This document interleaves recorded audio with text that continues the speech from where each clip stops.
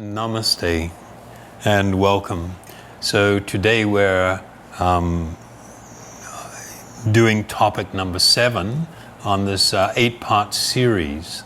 And before we begin this talk on Bhagavad Gita, I'd like to invite you to join with us in the kirtan meditation, this chanting of this transcendental sound to purify our hearts and minds and bring peacefulness to us in this very troubled world. It's something that you're probably going to be familiar with. If not, the mantra will be on the screen underneath. Om Hadi Om. Om Hadi Om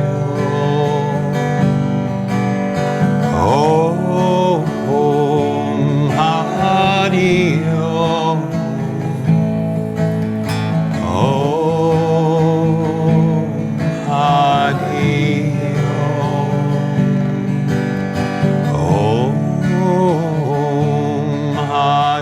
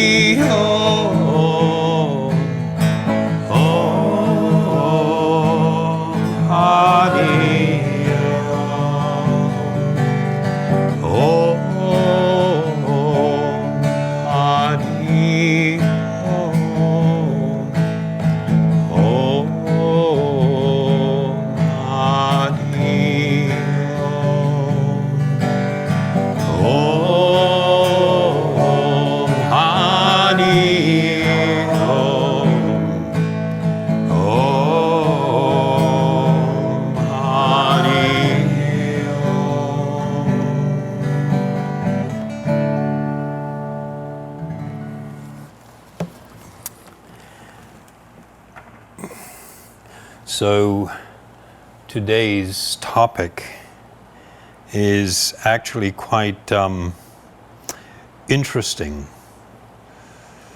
It's a term that's used by quite a number of people about being spiritual but not religious. So we often hear this spoken about in the field of yoga, and people that really want to truly consider themselves as being on a more spiritual path. And I'd like to speak about that subject from the point of view of the teachings of the Bhagavad Gita. So or perhaps the better question is why? Why do people use this phrase?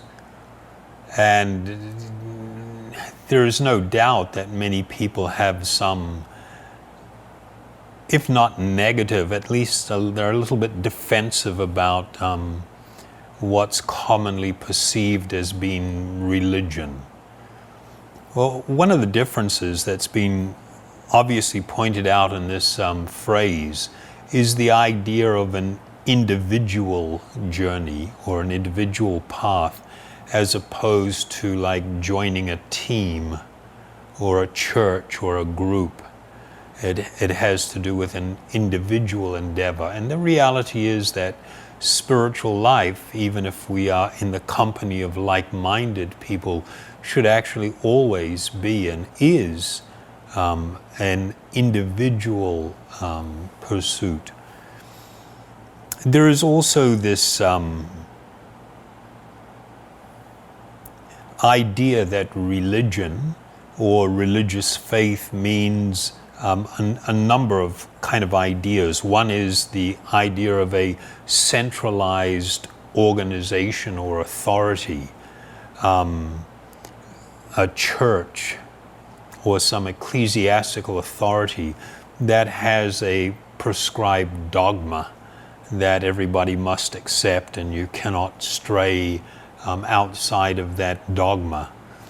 There is also this idea of actually having to join, that in joining a particular religious faith or an organization or a church, however you want to say it, that by the act of joining, you fundamentally become saved.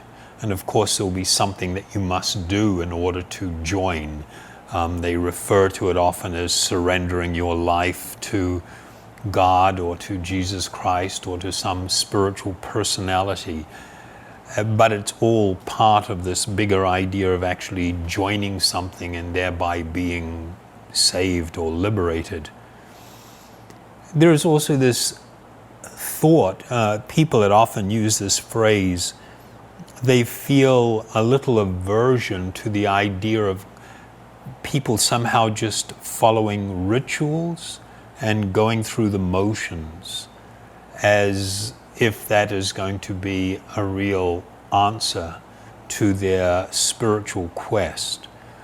Almost like, I'm hesitant to say thoughtless, but kind of like just going through the motions. I mean, I had that experience to some degree as a child. I was raised as a Roman Catholic, and you're taught certain things you have to do and things that you follow, and when you attend the Mass, there are times to stand and kneel and everything, and if somebody else is going to come into the church, I can remember people from another group that were reaching out doing this ecumenical sort of thing.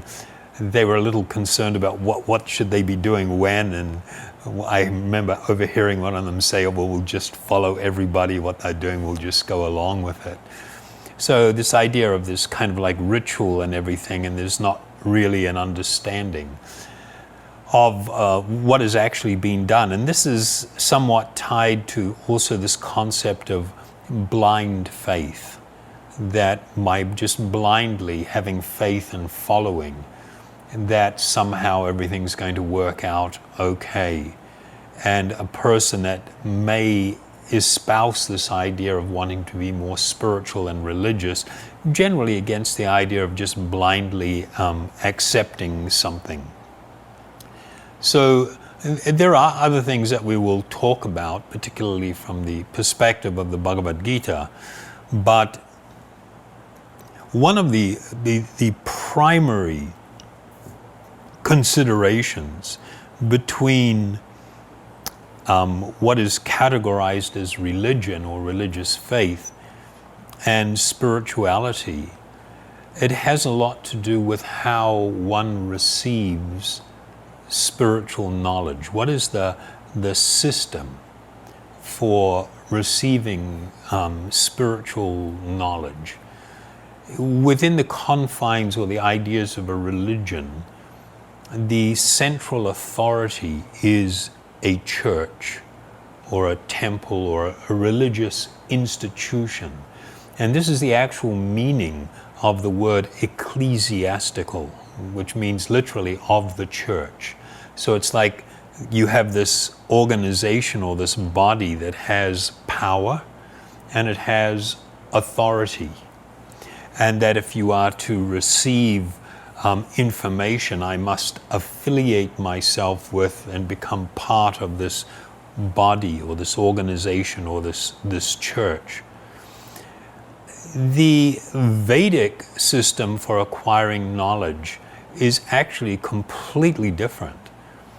There is no idea taught or no concept of a central authority, like an institution or an organization that possesses, that is empowered by God and possesses all authority.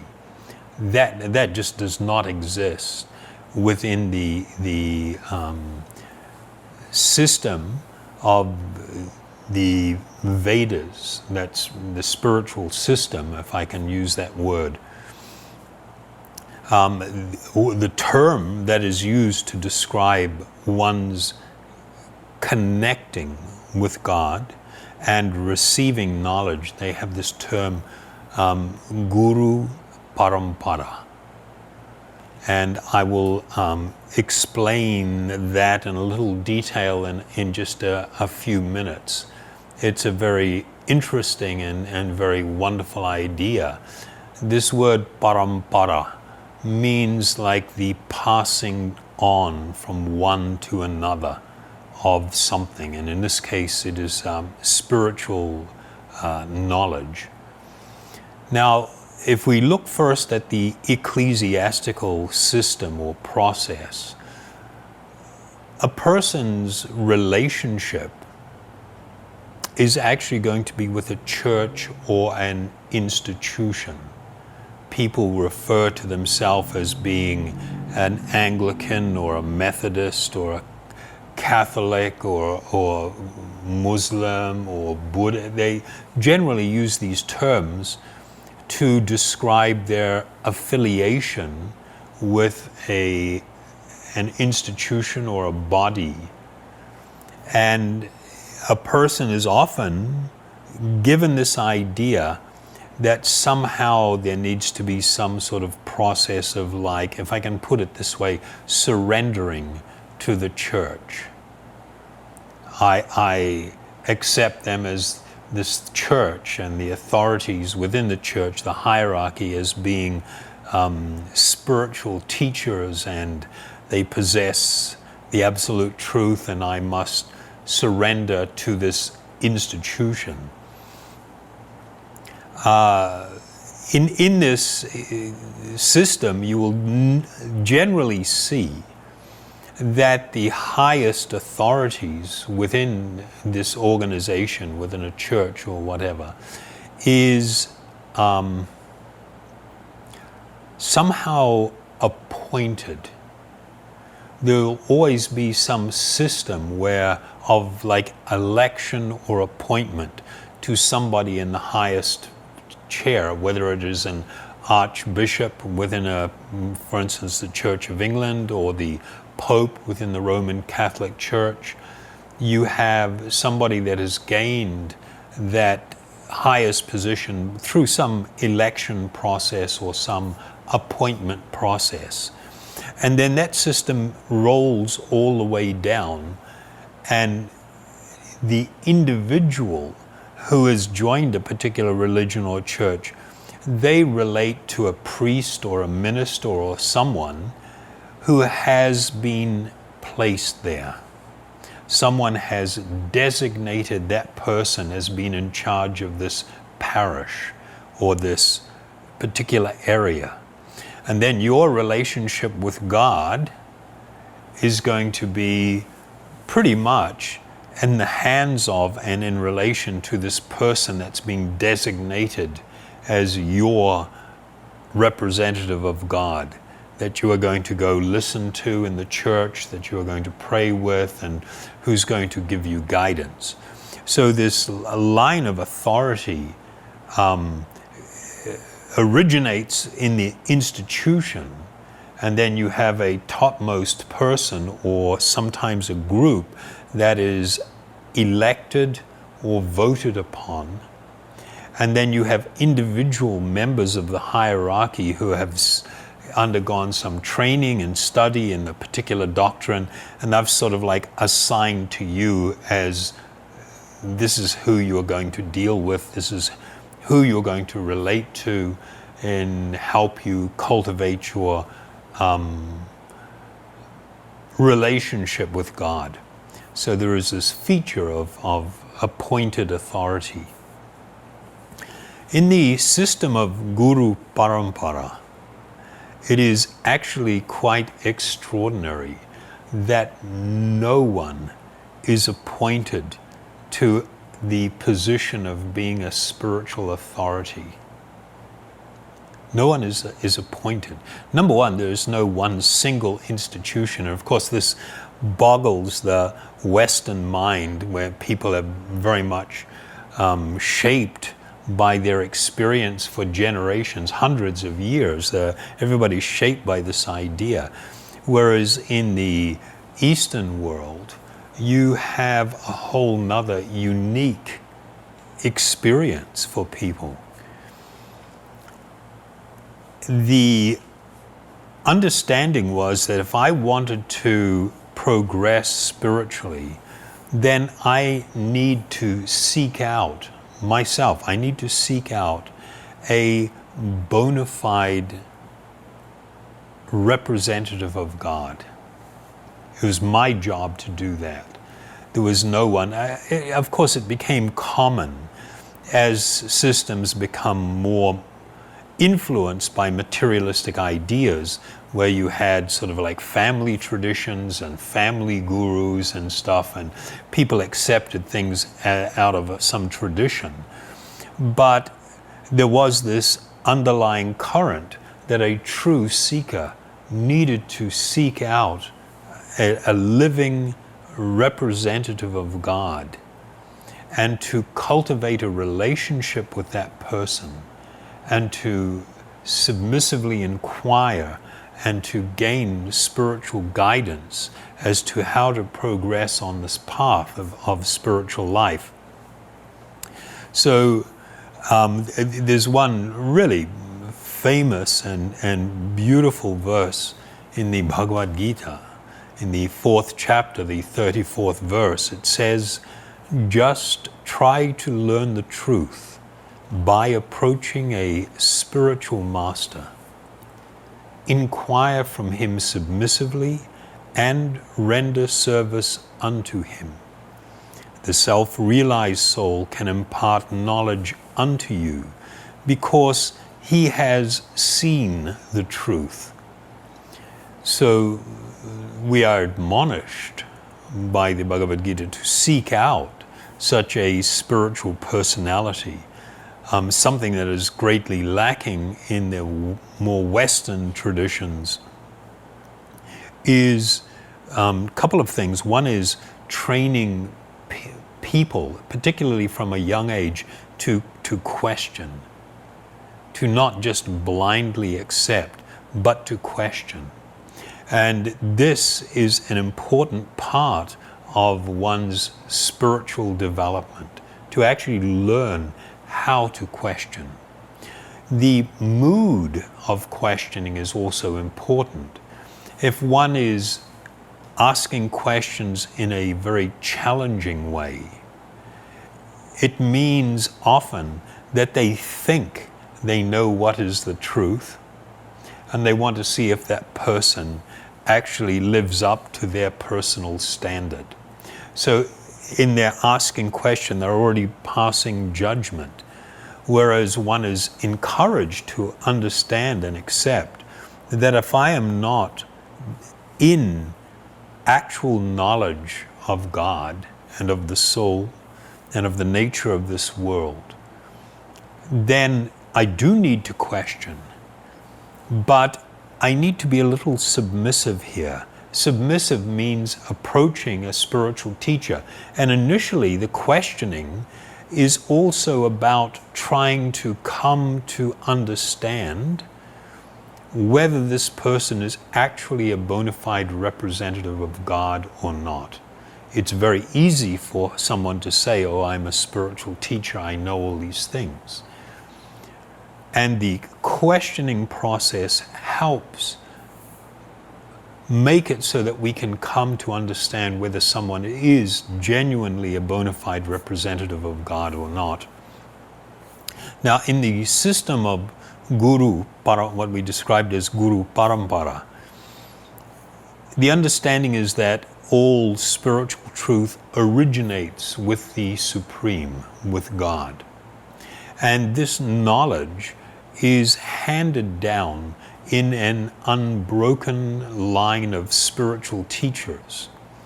And the example is given that, like, you'll see it in India and some of the countries in Southeast Asia with these really old and huge mango trees. When you have ripening fruit and they cannot be easily reached and they can be easily damaged, the more ripened a fruit is on the tree, the more value it has. And so there was a harvesting system where 3 or 4 or 5 people would climb a tree, and one person would be at the top or on the outer parts of the tree harvesting the mango, and then they would pass it down to a person who would take it and pass it to the next person, and it would reach the ground safely, and its value would be premium because it's intact and in wonderful condition. And this is like the system of Guru Parampara, where the truth is handed down from one teacher to a disciple, who in turn becomes a teacher and hands that same fruit to their own disciples. And this example also denotes a particular spiritual process. Actually, all attempts to acquire spiritual understanding, spiritual realization, can be executed in one of 2 ways. One is called the ascending process, the other one is known as the descending process, or the process of revelation.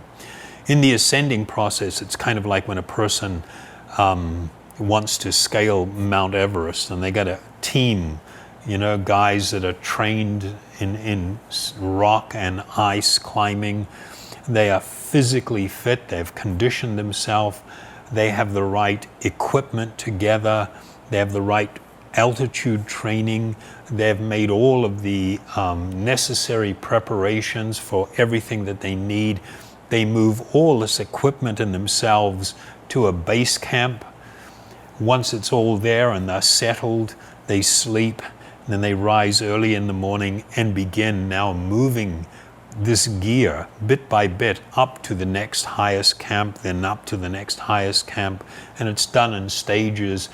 And they call the final stage where they're going to climb to the peak, they call this an assault on the peak. I mean, just think about that. That's also equated with, military tactics, like attacking somebody, right? You're launching an assault on the peak. So in this system, it is very much dependent upon an individual's strength and their own talent and capabilities and training. So there are many yoga systems where this is the prevalent approach to trying to come to realization and to know what is the truth. The descending process is quite opposite. It is an utter recognition of my own unworthiness, my own lack of ability, the fact that I am ignorant, I do not possess the highest truth. And if it is delivered to me in the same way that the mango is picked and passed down the tree, if somebody hands it to me, I can receive it. Or the example is given like the rising of the sun. As the sun approaches the horizon, there's dim light in the sky, then eventually the light is stronger, and eventually there is full light. I can see everything around me, and the sun itself reveals itself. So the process of actual guru parampara is part of this, what's known as a descending process.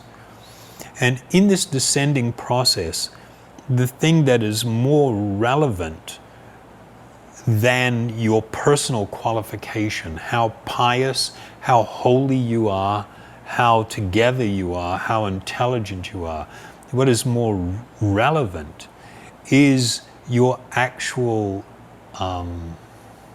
receptiveness, your humility, and your openness to receive the gift of spiritual knowledge. In the Bhagavad Gita, also in the 4th chapter, the 3rd verse, after speaking about this system of guru parampara, Krishna states that very ancient science of the relationship with the Supreme is today told by me to you because, now we know the reason, because you are my devotee as well as my friend. Therefore, you can understand the transcendental mystery of this science. So here, I mean, this is actually quite an amazing revelation that you need to be in an appropriate state or condition, which is one of friendliness towards the Supreme Soul, in order to be able to, friendliness meaning non-enviousness or non-competitiveness. You'll see in this world that there is a common characteristic that almost all people have, and it is their desire to be number one. If somebody wins, in an Olympic race, or a basketball game, or a rugby match, or whatever, anything, and everybody's pumping their hand in the sky with the big single digit number one. We are number one.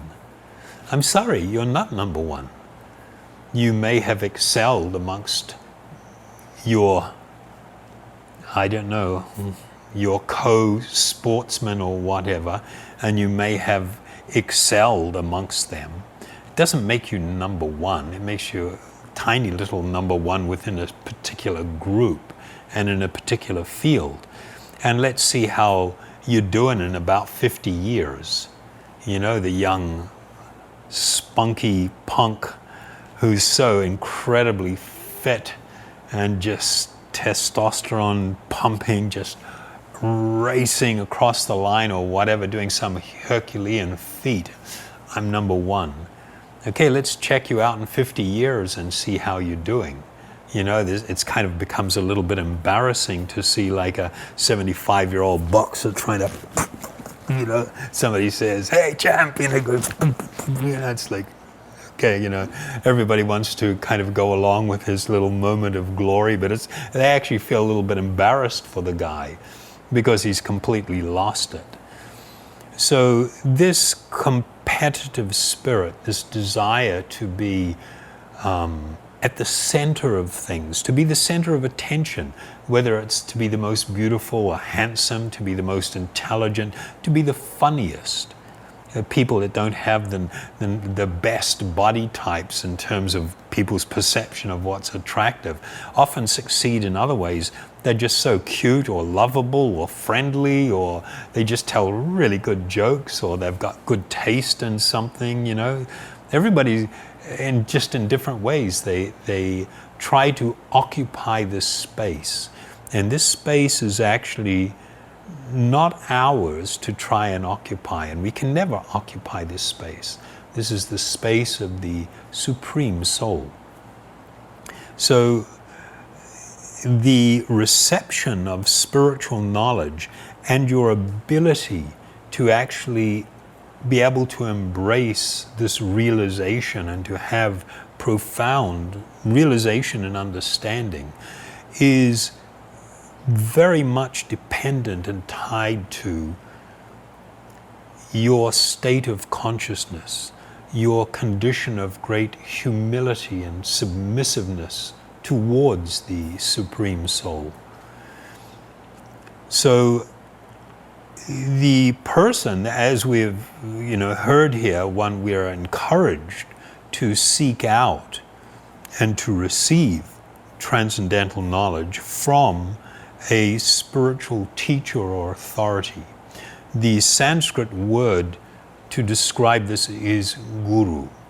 Now the word guru in Sanskrit is used in different ways. It can even refer in a very mundane way to a teacher, someone that's teaching me how to fix a motorbike. He could be my motorbike guru. But that doesn't mean, even if that word is used that way, it should be equated with the actual spiritual meaning of the word guru. Unlike in the ecclesiastical system, a guru is never appointed. An actual guru is never appointed. Why? Because you cannot appoint. You can appoint someone to a position, but you cannot appoint them to a certain state of consciousness. If we really understand the spiritual import of the word guru, then we understand we are speaking of someone who is actually a topmost and pure lover of God. This is a state of consciousness. It is a state of complete surrender. It is a condition of intimate relationship and submissiveness to the Supreme. When a person is in this state of being an actual lover of God, they are automatically empowered to share what it is that they have received. So when we look at this system, we will see this is really hugely different than conventional religion, where you just are part of a congregation and you show up. What we're talking about here is developing an individual and personal relationship with an actual authorized, empowered and bona fide spiritual teacher. And it is your obligation as a seeker to use your intelligence and to take the guidance of the Lord within your own heart. This is known as Lord Paramatma, the Supreme Atma or the Supreme Self, to guide us. You will see that in this system of Guru Parampara, any actual potent spiritual teacher or guru first was a perfect disciple. They themselves had a bona fide and potent spiritual master whom they approached in this mood of submissiveness. They apprenticed, if I can use that word, although that's actually not really a good way to describe it. They studied under the guidance, the tutelage of their spiritual master. And it's not like you just learn things. It has to do with how you are living your life, your purpose for existence, your purpose for doing things. Two people can approach a bona fide spiritual teacher, one of them with the idea of what can I take from this person and what do I need to do in order to myself become a guru, because if I'm a guru, my God, that's going to be fun. I'll be in a position of power and influence over others. Anybody that approaches with this mentality will never actually be a guru, because they will not come to the actual platform of pure love for God, for the Supreme. So in order to come to the platform of being a lover of God and living as a guru, which is a state of consciousness, one must first become a bona fide and pure disciple. So this is one characteristic. Unfortunately, we see even within the yoga scene and in India and everything, there's just like so many people that want to be your guru like so badly. Everybody wants to teach you about things and control your life and run you around, and that has nothing to do with being a guru. So because of that situation, because we have people that are always looking for something cheap, I don't want to pay the price. I don't want to have to undergo the personal transformation. So I become really inclined towards someone who is actually a cheater. I allow myself to be cheated because I want to settle for something that is not authentic, that is not real, that is not a genuine spiritual experience.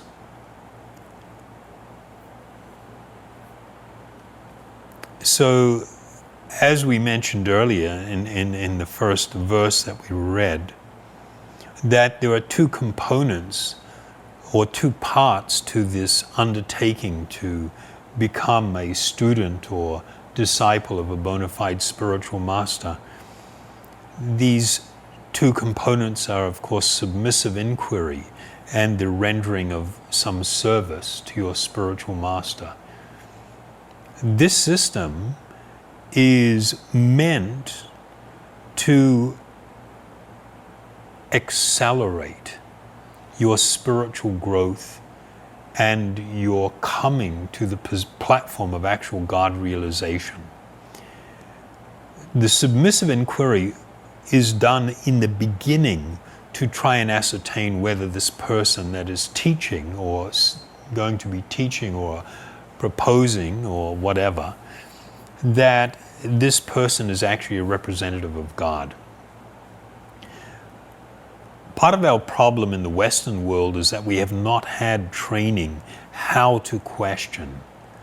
But scripture or Shastra, the Vedic scriptures or the yogic scriptures, are filled with directions. And there are always three things that you are going to check. It is called Guru, Sadhu, Shastra. Guru, Sadhu, Shastra means that what comes from the mouth of Guru must be perfectly in line with what is stated in Scripture. If it is not, such a Guru needs to be respectfully rejected. The Sadhu is the saintly teachers from the past, the previous, what are called acharyas. when a guru speaks or teaches, his pronouncements, his teaching must be perfectly in line with the previous spiritual authorities and with what is in Shastra. That is required. If these things are not lined up, if somebody has produced a book and the statements in there are not in line with the teaching of a bona fide guru and the previous authorities and other scripture, that is to be rejected. So there is a great burden placed on the individual to use their intelligence and to seek in an appropriate manner. If you do not do this, then you may be subject to being cheated. Another important component, really important, is the fact that within the heart of all living beings sits the Supreme Lord, our dearest of friends. And if I go deep within my heart and I ask this question, can I trust this person as your actual representative? Can I trust them? We will have some inkling, some understanding that one needs to be cautious of someone, or we perhaps need to reject this person, or that we can fully embrace them. So these are the safeguards that help a person to, in their quest to find such a bona fide spiritual teacher. And having found such a teacher, one must approach in a mood of humility.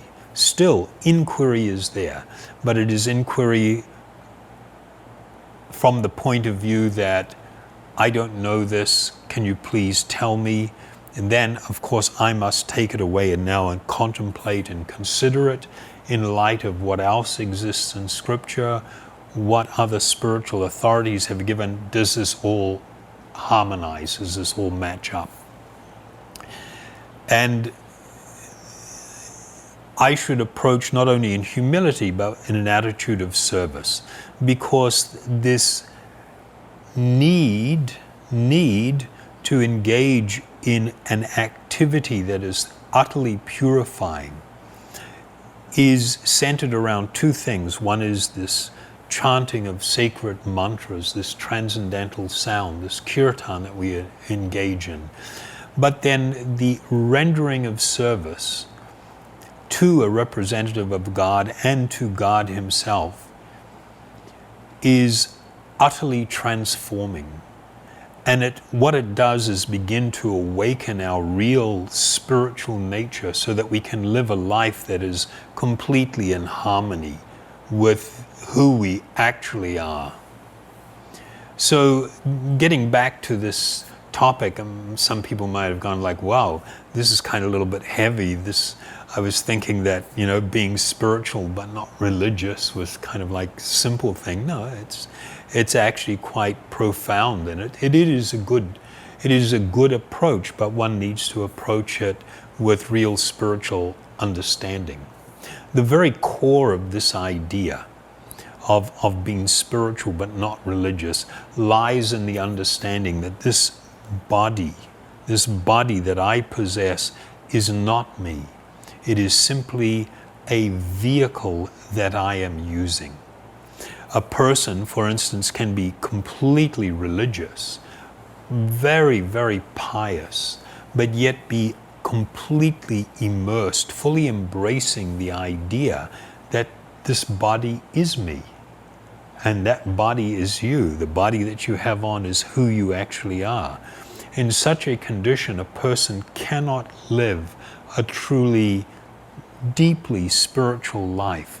They may be very pious, as I said, and this is all good and is helpful. It makes the world a better place. It is helpful for individuals. But unless a person comes to this fundamental understanding, it becomes impossible to genuinely spiritually advance. And it opens the doorway. I mean, so many terrible things have been done in the name of religion.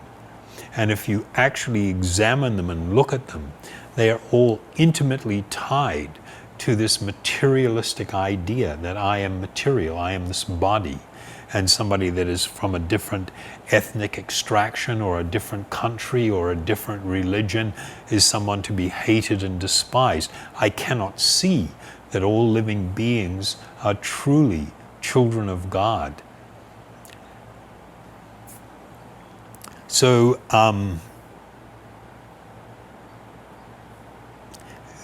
going back to the Bhagavad Gita, it's actually very interesting because in relation to this idea of religiosity, in the very beginning of Bhagavad Gita, there is a warrior prince. His name is Arjuna. He is a very powerful warrior, but he's an amazing personality. And he is leading actually a substantially wonderful spiritual life. And he has come to this point where he is about to partake in a battle. And he asks that he be taken down to the battlefield and go down the line of battle and look at his enemies that he was going to fight. And in seeing their faces and seeing how many of them were related to him, he suddenly became overwhelmed. And he considered that what he was about to do was incredibly sinful. And so, being confused and worried, he now was thinking of now retiring from the battlefield, not engaging in this fight, because it was very irreligious. It was contrary to religious principle. He proposed that, this idea of killing family members and everything in battle was very anti-dharma. So many people are familiar with this word, they've heard this word dharma. Dharma has actually many meanings. The most common convention is to use it to mean virtue or morality or religion or religious work. But it also has a higher meaning. The highest meaning of dharma is the intrinsic nature of something.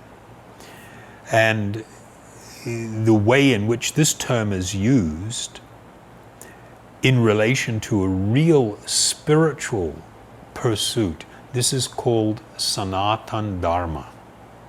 Sanatana-dharma means the eternal nature of the soul itself, of the living being. What is the eternal nature of all living beings? To live a life where we are living out our innermost eternal spiritual nature. This is called Sanatana-dharma, and it is different from just going through life observing religious ritual and ceremony and observance and morality and virtue and these things. So Arjuna had protested in the beginning of Bhagavad Gita, I ain't doing this.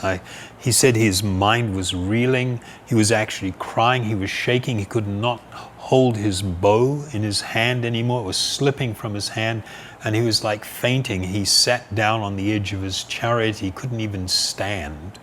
He was in such a state of confusion and protested that what he was about to do was anti-dharma. So Krishna,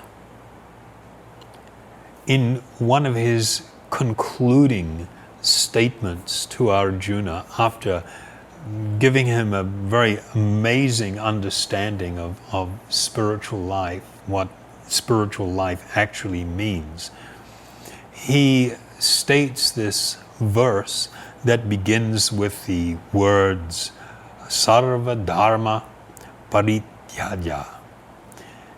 This term sarva means like all, like in a very vast way.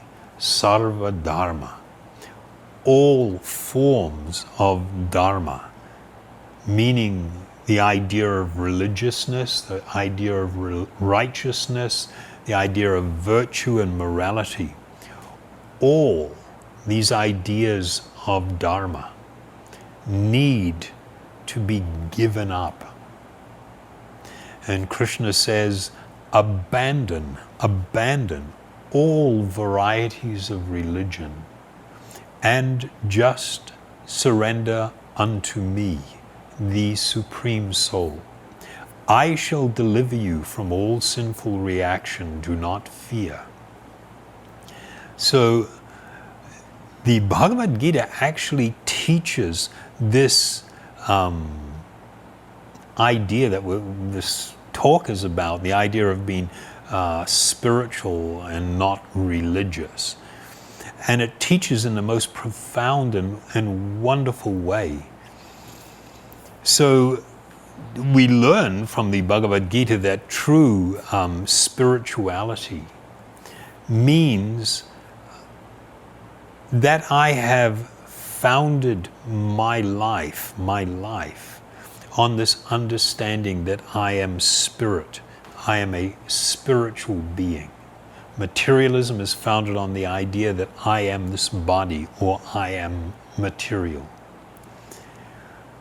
Another principle is then that a person begins to understand and execute or live out this understanding of living in harmony with others and this world. And that is enacted on the understanding that this world is not my home. I cannot lay claim to this place, nor should I think I can find shelter here. I am a transient, moving through this life in this world. That this world is not my shelter. It is not my shelter. I must seek what is my true shelter in another place. That shelter is this Supreme Soul.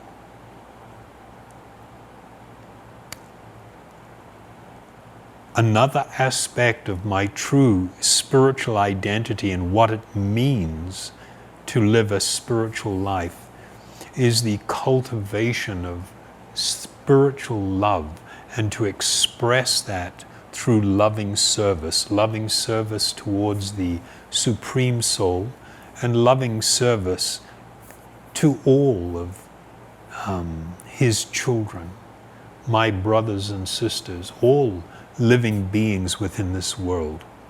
So living with this foundational understanding or realization means that I am actually living an enlightened life.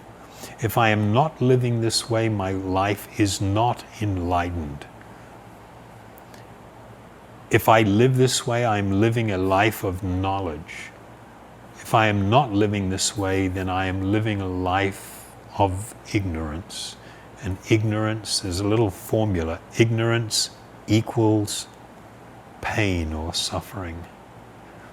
The degree to which I am in ignorance, it will manifest as pain and suffering in my life.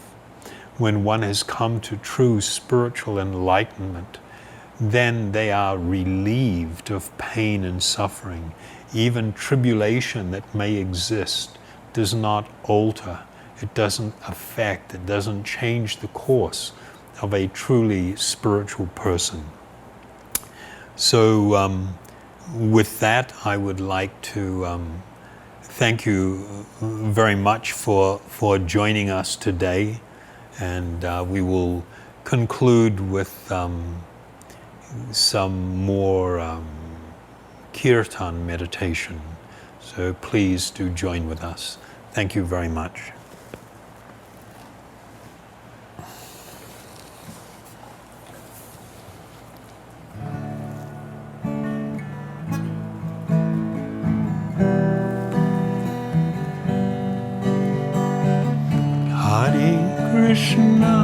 Hare Krishna, Krishna Krishna, Hare Hare, Hare Rama, Hare Rama, Rama Rama, Hare Hare, Krishna Krishna Krishna, Hare Hare, Hare Rama, Hare Rama, Rama Rama, Hare Hare, Hare Krishna, Krishna Krishna, Hare Hare, Hare Rama, Hare Rama, Rama Rama, Hare Hare, Hare Krishna, Krishna Krishna, Hare Hare, Hare Rama, Hare Rama, Rama Rama, Hare Hare, Hare Krishna, Krishna Krishna, Hare Hare, Hare Rama, Hare Rama, Rama Rama, Hare Hare, Hare Krishna, Krishna Krishna, Hare Hare, Hare Rama, Hare Rama, Rama Rama, Hare Hare, Hare Krishna, Krishna Krishna, Hare Hare, Hare Rama, Hare Rama, Rama Rama, Hare Hare, Hare Krishna, Krishna Krishna, Hare Hare, Hare Rama, Hare Rama, Rama Rama, Hare Hare, Hare Krishna, Krishna Krishna, Hare Hare, Hare Rama, Hare Rama, Rama Rama, Hare Hare, Hare Krishna, Krishna Krishna, Hare Hare, Hare Rama, Hare Rama, Rama Rama, Hare Krishna, Krishna Krishna, Hare Hare, Hare Rama, Hare Rama, Rama Rama, Hare Hare, Hare Krishna, Krishna Krishna, Hare Hare, Hare Rama, Hare Rama, Rama Rama, Hare Hare, Hare Krishna, Krishna Krishna, Hare Hare, Hare Rama, Hare Rama, Rama Rama, Hare Hare, Hare Krishna,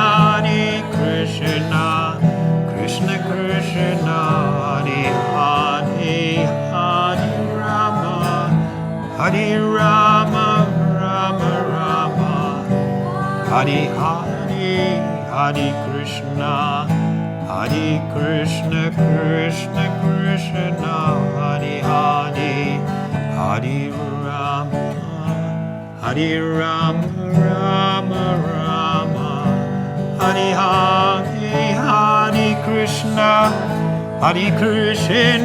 Krishna Krishna, Hare Hare, Hare Rama, Hare Rama, Rama Rama, Hare Hare, Hare Krishna, Krishna Krishna, Hare Hare, Hare Rama, Hare Rama, Rama Rama, Hare Hare, Hare Krishna, Krishna Krishna, Hare Hare, Hare Rama, Hare Rama, Rama Rama, Hare Hare, Hare Krishna, Krishna Krishna, Hare Hare, Hare Rama, Hare Rama, Rama Rama, Hare Hare, Hare Krishna, Krishna, Hare Hare, Hare Rama,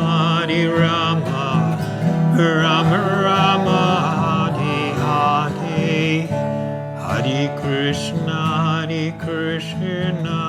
Krishna Krishna, Hare Hare, Hare Rama, Rama Rama, Hare Hare, Hare Krishna, Krishna Krishna, Hare Hare, Hare Rama, Rama Rama, Hare Hare, Hare Krishna, Krishna Krishna, Hare Hare, Hare Rama, Rama Rama, Hare Hare, Hare Krishna, Krishna Krishna, Hare Hare, Hare Rama, Rama Rama, Hare Hare,